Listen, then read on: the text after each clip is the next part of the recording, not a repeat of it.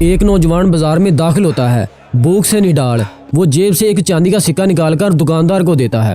دکاندار سکہ دیکھتا ہے اور دیکھتے ہی دیکھتے پورے بازار میں ہلچل مچ جاتی ہے۔ لوگ اکٹھے ہو جاتے ہیں، افواہیں پھیلنا شروع ہو جاتی ہیں۔ کیا اسے کوئی پرانا خزانہ مل گیا ہے؟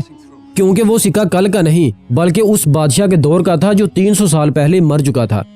وہ نوجوان کون تھا؟ وہ 3 صدیاں کہاں غائب رہا؟ اور جب اسے حقیقت کا پتہ چلا تو اس کے ساتھ کیا ہوا؟ اصحاب کہف کی یہ داستان آپ کے رونگٹے کھڑے کر دے گی۔ اس کہانی کی شروعات ہوتی ہے حضرت عیسیٰ علیہ السلام کے بعد کے دور سے، شہر ایفسس سے، جہاں ایک انتہائی ظالم بادشاہ دقیانوس کی حکومت تھی۔ دقیانوس صرف بادشاہ ہی نہیں تھا بلکہ وہ خود کو خدا کہلواتا تھا۔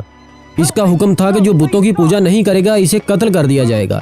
اس گھٹن زدہ ماحول میں چند نوجوان ایسے تھے جن کے دلوں میں اللہ نے سچے ایمان کی روشن شمع کر دی تھی۔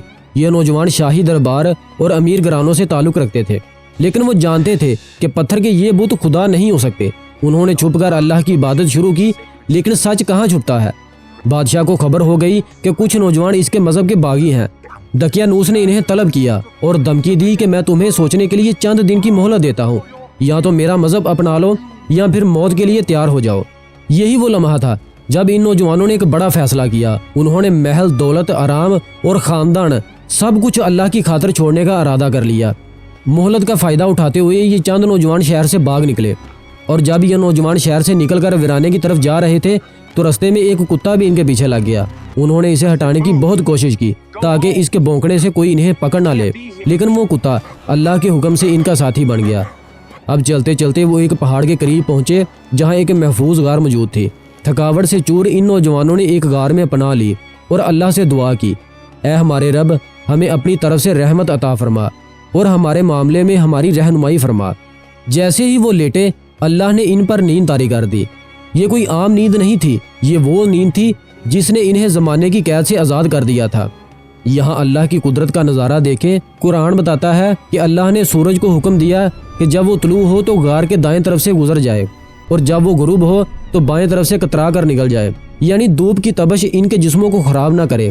اس کے ساتھ ساتھ اللہ ان کے جسموں کو کروٹیں دلواتا رہا تاکہ زمین ان کے جسموں کو کھا نہ جائے۔ اور ان کا کتا وہ غار کے دہانے پر اپنے اگلے دونوں پاؤں پھیلائے بیٹھا رہا۔ اب دیکھنے میں تو لگ رہا تھا کہ وہ پہرا دے رہا ہے، مگر حقیقت میں وہ بھی سویا ہوا تھا۔ اگر کوئی انہیں اس حالت میں دیکھ لیتا تو وہ ڈر کے مارے بھاگ کھڑا ہوتا، کیونکہ وہ گہری نیند میں ہونے کے باوجود جاگے ہوئے لگتے تھے کہ جیسے ابھی اٹھ کھڑے ہوں گے۔ دن ہفتوں میں بدلے، ہفتے مہینوں میں، اور مہینے سالوں میں، یہاں تک کہ صدیاں گزر گئی، مگر غار کے اندر کا وقت تھم چکا تھا۔ پھر اللہ کا حکم ہوا اور ان کی آنکھ کھلی۔ وہ ایک دوسرے کو دیکھنے لگے، چہرے تر و تازہ تھے، جسموں میں وہی طاقت تھی۔ ایک نے پوچھا، ہم کتنی دیر سوئے ہوں گے؟ دوسرے نے جواب دیا، شاید 1 دن یا دن کا کچھ حصہ، کیونکہ وہ صبح کے وقت سوئے تھے اور شام کے وقت اٹھے۔ اب انہیں شدید بھوک لگی ہوئی تھی۔ انہوں نے اپنے ایک ساتھی کو چاندی کا سکہ دیا اور کہا، شہر جاؤ اور کھانا لاؤ، لیکن دھیان رکھنا کوئی تمہیں پہچان نہ لے، ورنہ دقیانوس ہمیں مار ڈالے گا۔ وہ ساتھی چھپتے چھپاتے شہر میں داخل ہوا، لیکن یہ کیا، شہر کا نقشہ ہی بدلا ہوا تھا۔ عمارتیں نئی تھیں، لوگ بھی نئے تھے، لباس مختلف تھے۔ وہ حیران تھا کہ ایک ہی دن میں دنیا کیسے بدل گئی۔ ڈرتے ڈرتے وہ ایک دکان پر پہنچا اور روٹی خریدنے کے لیے وہی پرانا سکہ جو صدیوں پرانا تھا دکاندار کو دیا۔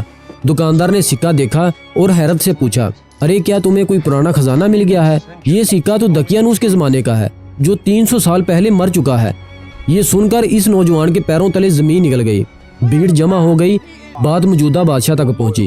خوش قسمتی سے اب وہاں ایک نیک بادشاہ کی حکومت تھی جو اللہ پر یقین رکھتا تھا۔ اس کے بعد جب حقیقت کھلی تو لوگوں کو یقین آ گیا کہ یہ وہی نوجوان ہے جو صدیوں پہلے غائب ہوئے تھے۔ یہ اللہ کی طرف سے ایک زندہ معجزہ تھا، اس بات کا ثبوت کہ اللہ مرنے کے بعد دوبارہ زندہ کرنے پر قادر ہے۔ دوستو، جب وہ ساتھی واپس غار میں گیا اور باقی ساتھیوں کو یہ ماجرا سنایا تو وہ سمجھ گئے کہ اللہ نے انہیں اپنی نشانی بنا کر دنیا کو دکھا دیا ہے۔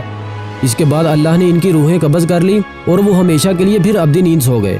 اس جگہ پر بعد میں لوگوں نے ان کی یاد میں ایک عبادت گاہ مسجد تعمیر کر دی۔ اس واقعے کا سب سے بڑا سبق کیا ہے؟ یہی کہ جب آپ اللہ کے لیے کسی چیز کی قربانی دیتے ہیں تو اللہ آپ کی حفاظت ایسے طریقوں سے کرتا ہے جو انسانی عقل سے باہر ہے۔ ایمان والوں کے لیے وقت اور حالات اللہ کے تابع کر دیے جاتے ہیں۔ اگر آپ کو اصحاب کہف کا یہ ایمان فروز واقعہ پسند آیا ہے تو کمنٹ باکس میں سبحان اللہ ضرور لکھیں۔ ایسی مزید سچی تاریخی ویڈیو کے لیے ہمارے چینل شہزاد پرائم کو سبسکرائب کریں اور بیل آئیکن کو دبانا نہ بھولیں۔ اگلی ویڈیو تک کے لیے اللہ حافظ۔